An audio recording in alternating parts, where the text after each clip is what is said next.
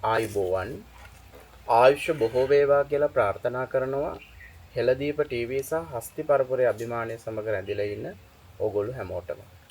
ඉතින් පුරාවසර 5කට ආසන්න කාලයක් හෙළදීප ටීවී සමග රැඳී සිටි සහෘද ඔබ අපව මේ දක්වා ගෙන එන්නට විශාල කාර්යභාරයක් ඉෂ්ට සිද්ධ කරන්නට යෙදුණා.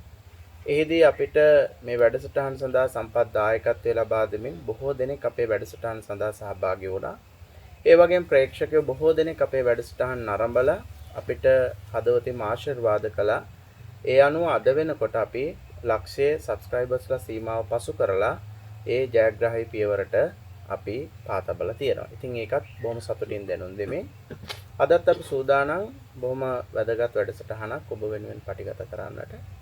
ඔබ දන්නවා බොහෝ වෙලාවට අපි අලියතුන් පිළිබඳව වැඩසටහන් රාශියක් මේ වෙනකොට නිර්මාණය කරලා තියෙනවා. එහිදී බොහෝ දෙනෙක්ගේ ආකර්ෂණය දිනාගත්ත වැඩසටහනක් තමයි පින්නවල අලියනාථාගාරයේ පළමු සේවකයා විදියට හස්තපාලකතුමන් විදියට කටයුතු කරන්නට යෙදුණු අපේ සුමන බණ්ඩාර මාමත් එක්ක කරන්නට යෙදුණු වැඩසටහන බොහෝ ජනතාවගේ ආකර්ෂණයක් දිනා ගනිමින් ජනතාව බොහෝ දෙනෙක් ඒ සඳහා යහපත් ප්‍රතිචාර දක්වන්නට යෙදුණා. ඉතින් ඒ වැඩසටහන බලපු බොහෝ දෙනෙක් අපිට මතක් කළේ නැවත වතාවක් මෙවැනි වැඩසටහන් පටිගත කරන්න කියන එක තමයි අපිට බොහෝ සෙයින් ඔවුන් සඳහන් කරන්නට යෙදුනේ. ඒ නිසා අපි අදත් කෑගල්ල ප්‍රදේශයේ පින්නවල ඉන්නේ. අපි සුමන බණ්ඩාර මාමව හම්බෙන්න ඇවිල්ලා ඉන්නේ. ඉතින් මාම තෙරුවන් සරණයි කියලා පිළිගන්නවා. ඉතින් මාමගේ පළවෙනි වැඩසටහනට ගොඩාක් ප්‍රතිචාර ලැබිලා තිබුණා. ගොඩාක් දෙනෙක් ආශිර්වාද කළා. ඒකට මම විශේෂයෙන්ම හේතු කාරණා කිහිපයක් සඳහන් කරන්න ඕනේ. ඒ තමයි මාමේ අර ඔබතුමා ලබාගත් ඒ ශිල්පීය දැනුමත් සහජයෙන් අධ්‍යාපනය තුළින් ලබාගත් හැකියාවන් දැනුම් සම්භාරයන් එක්ක මේ ශාස්ත්‍රයට පිවිසිච්ච කෙනෙක් නිසා ඔබතුමාට ඒ ගෞරවය සමාජය තුළිනුත් අද ලැබිලා තියෙනවා. එහෙමයි. මාමේ අද වැඩසටහන පටන් ගමු අපි ලස්සන කවියකින්. හොඳයි. බුද්ධං සරණේ පිහිටයි අපේ අම්මාට ධම්මං සරණේ පිහිටයි අපේ තාත්තට සංඝං සරණේ පිහිටයි අපි සියල්ලට ඒ තුන් සරණේ සරණයි අපි සෑම දෙනට. මාම මේ ශාස්ත්‍රයට පිවිසෙන්නේ තාත්තගෙන් ලැබිච්ච අත්දැකීමත් තාත්තගේ තිබිච්ච පළපුරුද්දත් එක්කනේ. එහෙමයි. අපි අම්මා තාත්තා ගැන චුට්ටක් මතක් කරගෙනම මේ වැඩේ පටන් ගමු නේද මාමේ? හොඳයි. මගේ අම්මයි අප්පච්චි දෙන්න බොහොම උනන්දුවෙන් මේ අපි හදලා උගන්වලා අලි සම්බන්ධව මේ බොහොම දැනුමක් ලබා දුන්නා. ඉතින් මම හරි සන්තෝෂයි. ඉතින් මට මේ වගේ මේ අවස්ථාවක් ලැබිච්ච ගැන ඉතින් මට මේ අපේ අප්පච්චි මේ ගමේ හිටිය හොඳම ගොවි මහත්තයා. කුඹුරු වැඩ කරන්න, නීවරට අයින්න, නීවරවල බඳින්න ඒ කුඹුරු වැඩ වලින් මගේ අයියා ඉමායි දෙන්නා හිටියේ. ඉතින් අයියට ඉගැන්නුවා. උගන්වලා සාත්‍රේ කියලා දුන්නා. ඒ කාලේ හරකුන්ගෙන් හැවා, අලින්ගෙන් හැවා. නූල් මල් දඟේ, නයි දඟරේ, ගැටපස් මුල්ල, වංගගිරිය, හංස පූට්ටුව, නයි දඟරේ ඒ වගේ දේවල් දැකුම් අන්දනවා හරකුන්ගෙන් ඇතුල් පොලේ, පිට පොලේ කියලා හරක් බැඳලා හානවා. හාන් දේවල් ඔක්කොම කියලා දුන්නා අපි දෙන්නට. කියලා දීලා ඉතින් පස්සේ එයාට කිව්වා ඔයා ගොවිතැන කරන්න. මට කිව්වා ඔයා අලි බලන්න. අලි බලන්න මල් ළඟ පොත්පත් තියෙනවා. හැමදේම මල් ළඟ තියෙනවා. හොඳට ඉගෙන ගන්න. එතනින් පස්සේ ඔයාට වර්ධින්නේ නැහැ කිව්වා. ඉතින් මම අදත් මේ අලි සම්බන්ධව ගොඩක් අධ්‍යක්ෂ මල් ලැබලා තියෙනවා.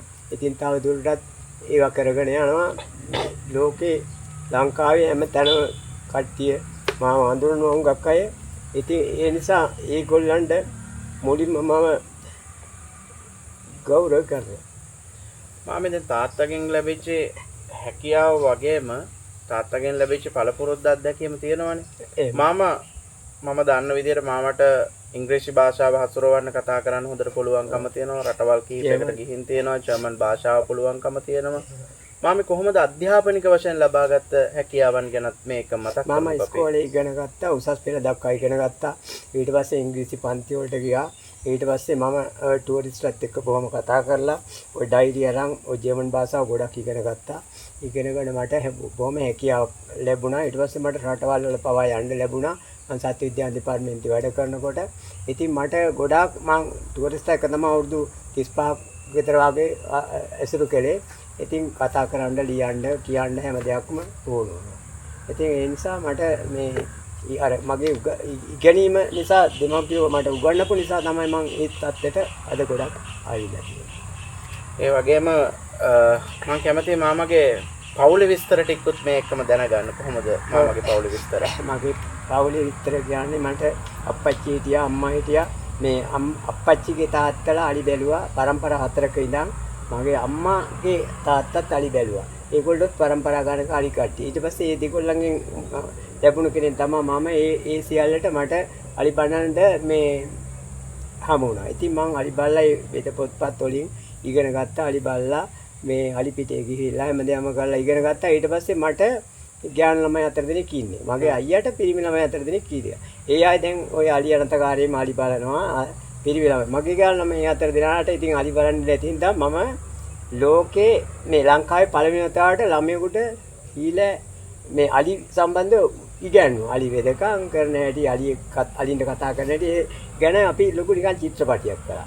ඔය පිටරට ජර්මන් කට්ටියක් යුරෝපේ ඉඳන් ඇවිල්ලා මේ චිත්‍රපටි කරුම් මෙහෙම ඔයාට මෙහෙම දෙයක් දැන් ගෝලියෝ 50කටක් හදපු කෙනෙකුට මේ තමුන්ගේ කෙනෙකුට රසාව මේ උගන්වන්න බැරි නම් දුවකට උගන්වමු. ඊට පස්සේ මෙයාට පොත්පත් දීලා ඒවා කියවලා අපි ලොකු චිත්‍රපටයක් කළා 2006 විතර කරලා ඒකට සම්මාන ලැබුණා. ඒක අවුරුදු 4ක් විතර කරා මාස 2 ඇවිල්ලා පිටරට කට්ටියක් කරේ. ඉතින් ඒක ජර්මන් භාෂාවෙන් තමයි තියෙන්නේ. ඉතින් ඒ නිසා දැන් ඉතින් ඒ ළමයින්ට වේදකම් කරන්න අලි සම්බන්ධ දැනුමක් තියෙනවා. දැන් මම කියනකොට එයාලා දන්නවා මේ මොකද්ද කියන්නේ කියලා අලි ගැන. ඉතින් ඒ අර මම ඒක මේ પરම්පරාවෙන් නැති වෙලා යනවට තමයි ඒගොල්ලන්ට කියලා දුන්නේ. ඉතින් මම බොහොම ආසාවෙන් ඉන්නවා. ඉතින් අලියෙක් ලැබුණොත් ඉතින් ගෙනල්ලා වෙලා තව කාටවත් උගන්වලා හැමදේම කරලා දෙන්න. අපි කතා කරන්නේ සුමඩ බණ්ඩාර මාමත් එක්ක. මාම තමයි පින්නවල පටන් ගත්ත අලි අනාථාගාරයේ ප්‍රධාන සහ පළවෙනි හස්තිපාලකතුමා. එතුමාට ගොඩාක් තොරතුරු පින්නවල අලි අනාථාගාරය සම්බන්ධයෙන් තියෙනවා. අපි පහුගිය වැඩසටහනේදී ඒ තොරතුරු ගොඩාක් ඒවා කතා කළා. මාමේ මේ ඉස්සර කාලේ අලි අරන් යනකොට කියපු තවත් මේ කෝරළ මායිම් තියෙන සීපදයක් කියලා අපි අලි ගැනත් ටිකක් කතා කරමු තව.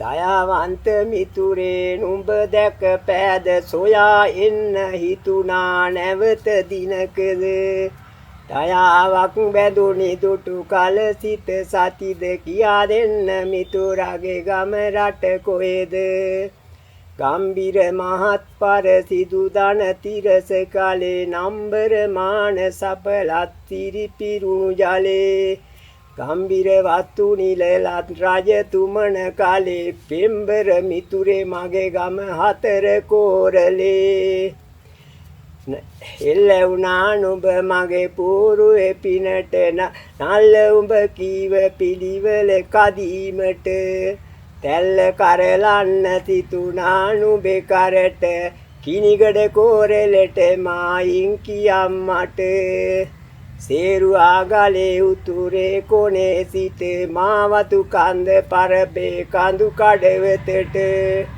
අඬ නැල්ලත් පසු කර කොටු ගොඩැල්ලට දේදුණු පිටියේ කඩවෙත දනු ඊළඟට පන්සලගමු කන්ද පසු කරගෙන ගොසිනා දිවියා ලගින කපු හේනේ ගලෙන් යනා කැපුණ හේන උඩ පිට ගල් පිල දිගින බඹර ගලින් යකු බැඳි ඇල්ලට පැමිණා කාගල පර්වතේ මුදුනෙන් බැලූ විට උණුරු ගල පෙනෙයි නිතියෙන් ඉදිරියට වේකොළ දෙනි කන්දේ ආඳා ඇල්ලේ තිට නී පිටි හෙලෙන් මාරුක් වතුරේ හිමට තිස්නා පොලින් ගොඩි ගොමු කන්ද මුදුනට විස්තර තේරුවා නංගල ගල් කොනට ඉස්සර පඩිතුමන්ගෙන් මම ඇසු ලෙසට විතර නිමයි කිනිගඩ කෝරලේ වට වයිකුන්ටික රදිදියල් පිටි කන්දගල බලවත් ගමු කන්ද කරගල රහලගල රංආදා ලගින මිනි කඳ කියනවල අහුපිනි ඇල්ල වැටුනි ගම මැදින් බෙරවිල මාතලා ගලින් මුරුතේ කඩයිමට ඌනං කන්ද පසු කර ගොස් වැදි ගලට නෙයුත් පාන සහරණ ගල පිට ගලට අරුත් ගමින් කොටිකා කුඹුරේ ඉමට වැල් බැඳිනුගේ පසු කර මල් තලාවට ගල් කුඹුරෙන් ආවම බතලේ ගලට තැල්ල වැටුණු දුරුවෙන් ගල් තැබු ඇවට පල්ලේ හෙලෙන් එන වැදි ගල් එන ළඟට මුරුතැන් හෙලෙන් ඊරිය ගොල්ලේ මඩට පෙරපින් පැවති සිවරු කී පිළිවෙලට නියතින් නියම වූ දුණු අටවන ගලට මෙලෙතින් ලකුණු ඇත ගල් බඩ කෝරලෙට මීයන් ඇල්ල බලනේ කඩවත ඇතුලේ කඩු ගන්නාව පිටතේ සත කෙටු ගලේ මාවෙල උඩු පිටිය ළඟ මුවද පසු කෙරේ මෙලා කුණු වලට මැදි රට හතර කෝරලේ. දැන් මේ ලස්සන කවි ටික මේ අලි බලපු කෙනෙක් නෙමෙයි කිව්වේ. දැන් ඔය යන අතර වාරේ දැන් ඔය මේ කෝරලේ හිටපු මතක හිටිච්චි පරණ සද්දන්ත කුලේ හස්තීන් පිළිබඳව දැන් ඔය එක්කම මතක් කරමුකෝ. හොඳට මතකයි ඒ ගැන. ඇතුන් අරන් ඔය ඔස්සේ යන කලට පුසල දීම හොඩ අකුලා තල්ල පිට ඊ කර විදිරල මැදින් ඉතරට බඩක කියයි මගේ තුර තල් රාජාට විදි කඳන්තේ දල දෙක කොයින්ද බැබිල මල් දෙසට ගෝඹර කොයින්ද සුළු කුළු දෙකක්සේ කම් දෙක කොයින්ද මලයා මැරුව ඇතාට වත් කොයින්ද ගජතෙක් ඇවිත් පා බල දෙනගක් මැදට සමතෙක් ඇද්ද වූ දමනය කරන්නට සිහිපත් ඒ ගුරු කී නිල විටින් විට මොහොතක් උඩ බලයි පිට පෑගුව කලට දීලා මත්කමට මද නැගුණු ඇතු පිට දාලා යති මමද බල අඩු වෙයි ඇතුට ඊලා වෙන්න පාගා ගොස් පිට උඩට නාලා ගිරි වැටේ දන දෙක නමාතිට. දැන් මේ තමයි අලියත්තු ගැන තිබෙච්ච කවි නේද මාමේ? දැන් මාමේ අපි දන්නවා කන්ද උඩරට රාජධානිය මෙතනින් මෙහා පැත්තට කෑගල්ලට ආවට පස්සේ එතනින් පල්ලෙහා උඩට කඩුගන්නාව එතකොට අපේ නුවර දලදා මාලිගාව මේ ආශ්‍රිතව තමයි මාමේ උඩරට කලාපේ තමයි අලි ගොඩාක්ම හිටියේ. මාමගේ මතකයේ රැඳිච්චි පරණ සද්දන්ත කුලේ අලි පිළිබඳව අපි පොඩ්ඩක් කතා කරමුකෝ. ඔය ඉස්සර අලි හිටියා කාලාවංච ගංගෙයන් පණ්ඩරත්තම පිංගල ගන්ධ මංගල හේමන්ත උපෝසත් සද්දන්තරම් වේහි දස. ඒක කියන්නේ සොලෝ කොලින් කාලාව ගංගෙය පණ්ඩර තම්බර පිංගල ගන්ධ මංගල හේමන්ත උපෝසත් සද්දන්ත. ඒ වගේ අලි හිටියයි. අලි එක්කුට එකෙක් වෙනස්.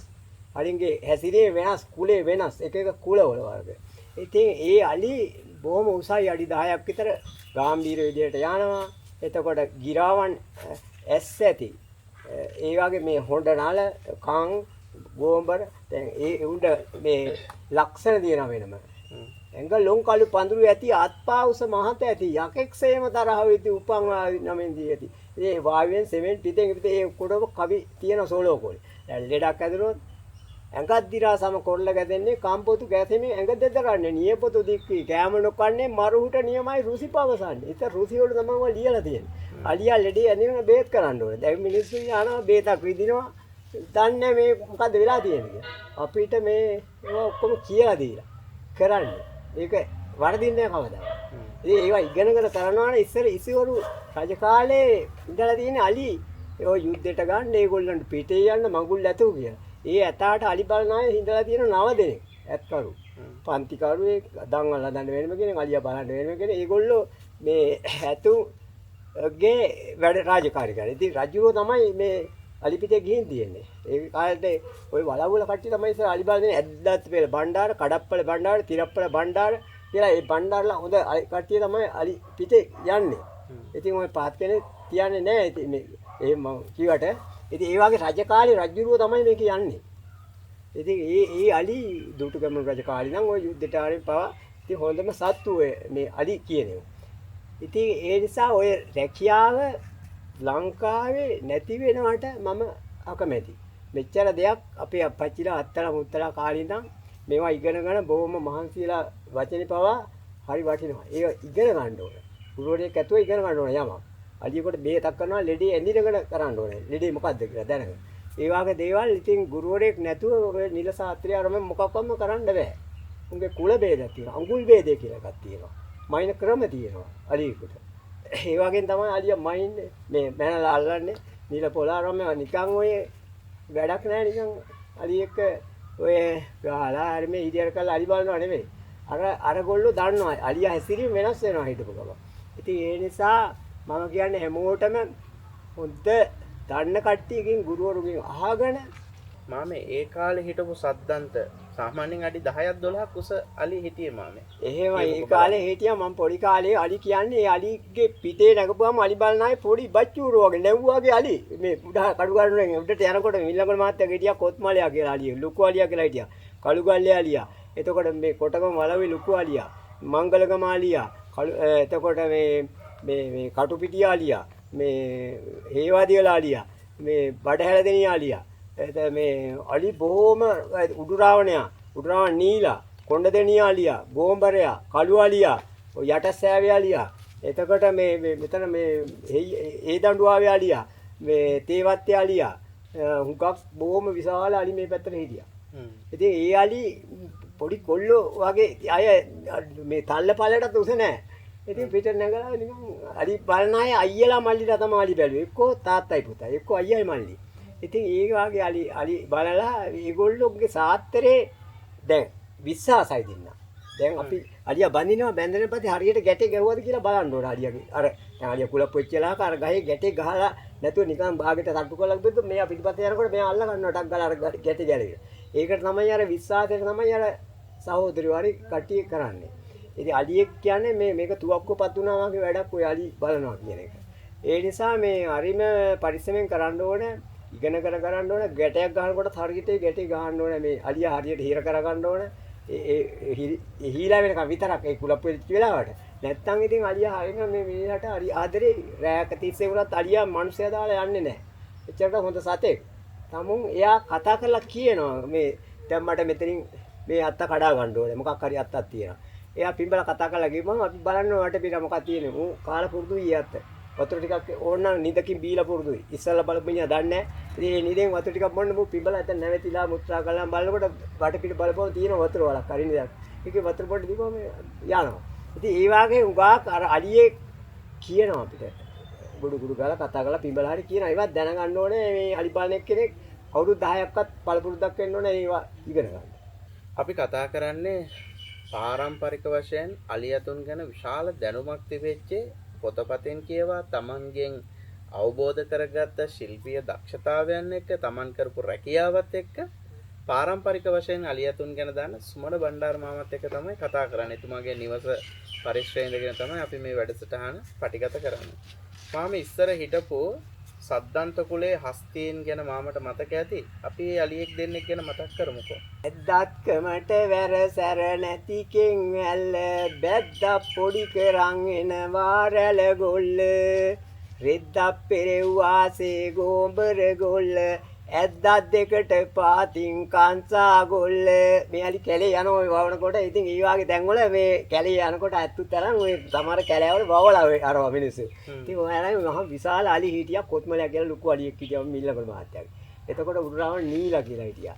කොණ්ඩදෙනිය අලියා කියලා හිටියා. එතකොට මේ පැත්තට හිටියා මේ කෑගල්ලේ මේ කළුගල්ලි අලිය කියලා මහ විශාල අලියෙක්. ඒ මනුස්ස ඒ අලි ඔය කොත්මලයා මිනි දෙක තුන මැරුවා. ඉතින් ඒගොල්ලෝ එතකොට මිල්ලගොඩ මහත්තයා ලොකු ඇතා. ඇතා තමයි ආසියාවේම දල දිග තියපු ඇතා. ඉතින් ඒ අලි යනකොට මේ එතකොට මාලිගාවේ රාජ මට හොඳට මතකයි, කන්දා මතකයි, ඔය අනික් ඇතා මතකයි, එයියා දුඩ ඇතා, මොරවත්තේ දලකොටා, ඒ වගේ ඇත්තු ඔක්කොම මතකයි. රංගිරි ගජිත කඳාන්ද කරපටි පබුලු බඳු බැන්ද රන් මිනි ඇතුට පැලැන්ද මගුල් ඇතු දැන් ගමනින්ද සංසුන් නිසි ගමනින්ද පියවිලි පියුම සිටන්ද සවන් සැලුන් සලමින්ද මගුලැතු දැන් ගමනින්ද. ඒ ඇතා යන විලාසේ ඉස්සර හොඳ ගාම්භීර තාලට අලි ඇත්තු ගියේ. ඒ හොඳේ අපාගෙන තල උඩින් එම දත දාලා ඒ වගේ තමයි ඒ කාලේ හිටිය පරණ අලි ඇත් ගොව්වෝ. දැන් මේ පරණ ඇත් ගොව්වෝ ඔය අලියාගේ තියෙච්ච ගාම්භීරත්වයටම පරණ ඇත් ගොව්වොත් ගියානේ. එහෙමයි. කොහොමද මාමේ? ඉස්සර ඒ අලි ඔහොම ඔළුව උස්සලා ඉන්නේ. ඒ උස්සලපන් පිටේ නැගපුවාම නිකන් මේ කෙට්ටු මිනිස්සු අපි අලියා පිටේ නැගමම පේන්නේ මේ මෙතන විතරයි මේ පපුව දිහා විතරයි. ඉතින් අලි පිටේ අරන් සිව්පද කියාගෙන පටනලා පිපාගෙනම කකුලක් පිට කකුලක් දාගෙන ඉතින් යනවා. ඉතින් හොඳ ආම්පුතෙක් හරි මේ ස්වාමින් වහන්සේ කෙනෙක් දැක්කොත් බැහැලා ගරු කරලා ජටාව ගලවලා බහිනවා. ඒගොල්ලෝ හිටිය උඩු රවුල කරකවලා ඔළුවේ හොඳ වේට්ටියක් බඳිනවා. පට ලෙන්සුවක් වෙනම ඉනේ බඳිනවා. පට ලෙන්සු කියලා තිබ්බා. පට සරම ඇඳගෙන යටින් කලිසමක් ඇඳගෙන. ඒ ලෙන්සුව තියෙන්නේ මොකටද? හදිසිය අලියා පන්නගෙන ගිහින් එළවුවොත් මෙයා ලෙන්සුව දාලා දුවනවා. දාපු ගමන් අලියා උට් වෙනවා ලෙන්සුවට. ඉත් වෙච්ච ගමන් අර මිනිහට හැතම් තව අඩි 10 15 දුවන්න පුළුවන්. ඒ වුණාට තමයි ඒවත් තියාන්නේ. අනික අර ලෙන්සුව තියෙනවා ඔය අඹුඩයක් ගහගෙන ඔය අලි නාවන්න පීයක් තියෙනවා, පොකට් එක තියෙනවා. ඒ කටිය පළු බෑග් එක දාලා හොඳ හවඩි තියෙනවා. හතරගෙමට ගිය දායතන වාඩියේ නිතර නිතර ඇවිදිති සතර වීදියේ අතරින් පතර මුතු අමුණාපු හවඩියේ නතර වෙන්න අත වැනුවලු දෙමළලියේ. يعني හවඩියම දාලා ඒගොල්ලෝ මනවාලේ වාගේ ඉතින් අලි බලන්නේ යන්නේ. ඉතින් ඒගොල්ලෝ ඔය සිව්පද වා කියනවා. අරලු බුලු නෙල්ලි මිතුරේ කාට රත වෙරළු දිවුල් ජමනාරං ඇඹුල් රස සූකිරි මී පැණිද මේවා පැණිම රස ඊටත් වැඩි රසයෙන් රස මිතුරු රස ඇතා ගලට දල දුනි නං කොනක් බිඳේ ගල තද නං ඇතුගේ දල මුඩින් බිඳේ යාළු ගෙදර තිස්සෙම නොයම් පියෝ බඳේ ඇතු දල බිඳුණු ලෙස යාළුගේ හිතත් බිඳේ. ඒ කියන්නේ නිතරම යන්න බෑ. ඇතාගේ දල ගලට ඇනොත් දල එක්ක ගල කඩලා යනවා. නැත්තම් දල මුලින් බිඳිනවා. ඒ වගේ තමයි නිතරම ආශ්‍රය කරන්නේ. නැතුව සාමාන්‍ය අතේ දොරින් ආශ්‍රය කරන්න කියන්නේ නිකන් උපමා වගේ කවි. බහින් බාට කෝපයේ ඇති වෙති දෙන්න ගහින් ගාට ගොස්තෙමි ගත මුල මැරුණා. පදින්නා උදේ කබලෙන් ලිප වැටුණා. ගයින් වැටුණු මිනිහට නාලු ගොනා. කලදේ යමෙත් තතු පිම්පව් දැන සොඳට පළදේ විපාකය කවදා මුත්තොහුට මූදේ පැන්නාලු එහි කොන බලන්නට බැරිදේ පුළුවන්ද දත් මිටි කෑවාට. මිනිස්සු කරන්න හැදලා කරන්න වෙයි ඉගෙනගෙන කරන්න ඕනේ යම. ඒ වාගේ හොඳ කවි තියෙන ගොඩාක් ඉගෙන ගත්තොත් වර්ධින ඔය කවි වල අක්ෂරයක් ඉදිසමයක් කියලා එකක් තියෙනවා. හොඳම කවි ඕවා. බොහොම සතුටු වැඩක් මේ අලි බලනකොට. දැන් ඉගොඩ ගොඩේ අලි බලන මංකඩක් තියෙනවා. මේ ගොඩ ගොඩේ මංකඩ තියෙනවා. ගංගවල් වල ඔය වල. අරයා අලියා දාගෙන එතන සිව්පද කියනවා. ඒකට මම සිව්පදයක් කියනවා. පින් තුඹදකි තුඹදේ කටවල් පදකි නපුරු ණයකි විද පොළඟුම් පස් දෙනකි බඹර පදකි ඒ මැද්දේ මීයකකි ඒ මීයේ පැණිගත් උපත කියසකි. අරයා කියනවා එහෙම. දැන් අපි කියමු. දැන් මේ පැත්තේ ප්‍රතිචාර දැන් අපි වෙන කවි කියමු. උන් තන 8යි සිටි තන 9යි පාද මුන් අතු 3ක් ගොන් දෙන්නෙක් හැවාද ඉන් එක පතක් ගොළුෙක් බැද කෑවාද අන් 28ක් ඇති මීමෙක් ඔහෙයාද. හරියා කියනවා. උන් තන 8 තීලේ නොවේද මුන් අතු 3 තුන් සරණේ නොවේදෝ ඉන් එක පත නව ගුණ වැල නොවේදෝ 28 බුදු නොවේදෝ අයානුබලාම මිග දොඩනා අයට නයා බය වේද මැඩියාගේ යනට දයාවෙන් පළමු සිව්පද කීවාට කියා බලමු සී උපද දෙන්නා වාදෙට දැන් මේ Tamanට දැනෙන කාන්සිය මහන්සිය මග අරගන්න. මගහැර ගන්න කියපු ඔවා කියන්නේ. කවි තමයි ඔව්. මේවා තියෙන්නේ. එතකොට නේද? අනිත් ඒවා කන් දිනනවා සන්තෝෂෙන් ඉන්නවා. ඉතින් බට නලවත්තව පිපිනවා. ඔය වාගේ සිව්පද එකින් එක කියන ඒ වගේ අපිට මේ ඉවසීම දැනුම ගොඩක් ලැබෙනවා. හොඳ දේවල් කියලා දුන්නේ කායි. අලිත් එක්ක යනකොට මේ සීපද කියාගෙන අලියටත් දැනෙන මහන්සිය කාන්සිය නැති වීගෙන මේක හරි සුන්දර රැකියාවක් විදියට අපිට කරන්න පුළුවන්. තුන් තමයි පළමුව අපි බලන්නේ කිතුල් තමයි දෙවනුව අපි කපන්නේ ගමේ රටේවත් කිතුලක් නොතියන්නේ පුතා උඹ තමයි මගේ දිවි රකින්නේ එතකොට තමයි කියන්නේ පිට යන ගමන් පිටේ යන ගම. දැන් මාමේ කවි සීපද කියලා ලස්සනට මේ රැකියාව කළා බොහොම ගෞරවාන්විත විදියට. අද සුමන බණ්ඩාර මාමා කිව්වම ලංකාවේ මිනිස්සු වගේම ලෝකේ ගොඩාක් මිනිස්සු දන්නවා. එහෙමයි. අපි ආපස්සට හැරිලා බැලුවොත් මාමේ තමන් කරපු රැකියාව තුළ අපිට තෘප්තිමත් භාවයට පත් වෙන්න පුළුවන් නම් ඒකනේ අපිට තියෙන සතුට. එහෙමයි. කොහොමද මාමේ ජීවිතේ අනිත් පැත්තට මේ අලියතුත් එක්ක හැරිලා බැලුවම තියෙන සතුට සන්තෝෂය ගැන අපිට පොඩ්ඩක් කියමුකෝ. කියලා වැඩන්නේ මම පොඩි කාලේ ඉඳන් ඉතින් අදිත් එක්කම ඉඳලා දැනුත් මට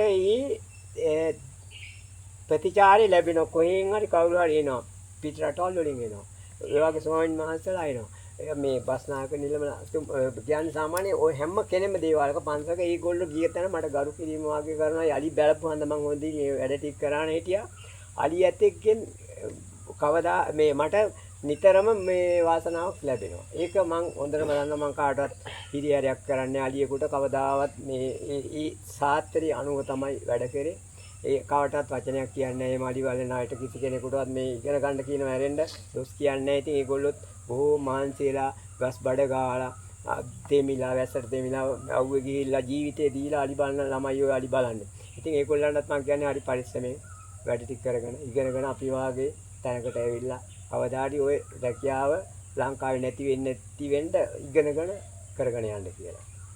අපිට අලියත්තු ගැන කතා කරනකොට අමතක කරන්න බැරි දැනට වර්තමානයේ ඉන්න සද්දන්ත කුලයේ හස්ති රාජයෙක් අපිට දලදා මාලිගාව සතු ඉන්න මාමා බොහෝ කාලයක් ඒ යතා සම්බන්ධයෙන් බොහෝ දේවල් දන්නවා. අපි ඉන්දිරාජ ගැන කතා කරමුකෝ මාමේ.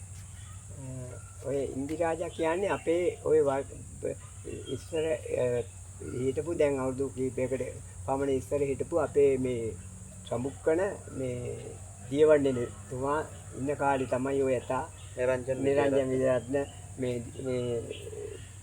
බස් දියවන්නේ නිලමෙතුමා ඉන්න කාලේ තමයි ඔය යතා මේ ලංකාවට ගෙනත් තියෙන්නේ ඔය යතා මේ ඉන්දියාවෙන් ගිහිල්ලා බලලා මේ හොඳයි මෙයා දරදා කණ්ඩු වැඩ මොණ්ඩේම කියලා ගෙනල්ලා මේ ගෙනල්ලා තියාගෙන හිටියා ඉස්සර ඔය වලි ටික ඔක්කොම රඹුක්කන හිටියා රඹුක්කන තමයි වලව්ව තියෙන්නේ ඉතින් ඒ වලව්වේ ඉඳලා ඊට පස්සේ ඔය යතා පුරුදු කරලා මේ මාළව්වේ ඉඳලා ඊට පස්සේ කිවුල්පෙණිත් කාලයක් හිටියා ඉඳලා මේ දැන් දරදා කණ්ඩුව නොකොඩවාම දවස් 10ම වැඩමවපු කාලවත් තිබ්බයි කාලේ හොඳ තරුණ කාලේ ඉතින් හරිම අලංකාරයි ඒටගේ දල යුගල ඉතින් හොඳ උස මහත සත්‍යමත් තිබුණු ඇතෙක් ඉතින් මම ඔය ඇතාට බොහොම ආදරෙයි ඉතින් ඒ වගේ සත්තු ලංකාවට එනවා කියන්නේ ලොකු පිනක් වාසනාවක්.